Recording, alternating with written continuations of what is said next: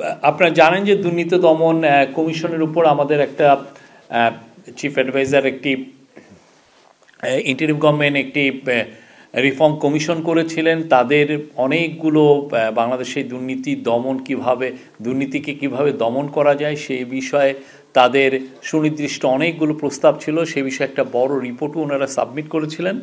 তো সেই আলোকেই দুর্নীতি দমন কমিশনকে কিভাবে আরও এফেক্টিভ একটা অর্গানাইজেশন করা যায় এবং বাংলাদেশের শেখ হাসিনার আমলে যেভাবে দুর্নীতি বিস্তার লাভ করেছিল এটাকে কিভাবে রোধ করা যায় সে বিষয়ে একটি দুর্নীতি দমন আইনটি আজকে সংশোধন অধ্যাদেশ 2025-এর খসড়া নীতিগত ও চূড়ান্ত অনুমোদন হয়েছে।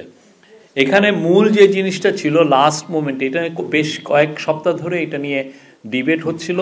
তো এইখানে খুব অনেক বড় কন্ট্রিবিউশন করেছেন। আপনি জানেন বাংলাদেশের ট্রান্সপারেন্সি ইন্টারন্যাশনাল বাংলাদেশের প্রধান ইফতেখারুজ্জামান, তার সাথে আমরা এক্সটেন্সিভ আলোচনা করেছেন। যারা এটা নিয়ে কাজ করছিলেন, ল অ্যাডভাইজার কাজ করেছেন, ক্যাবিনেট সেক্রেটারি কাজ করেছেন এবং দুর্নীতি দমন কমিশনের যে সেক্রেটারিয়েট তারাও কাজ করেছেন।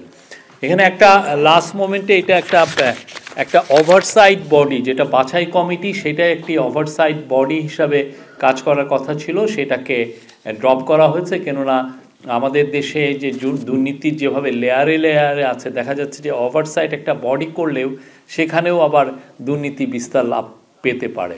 তো সেই জায়গায় এইটাকে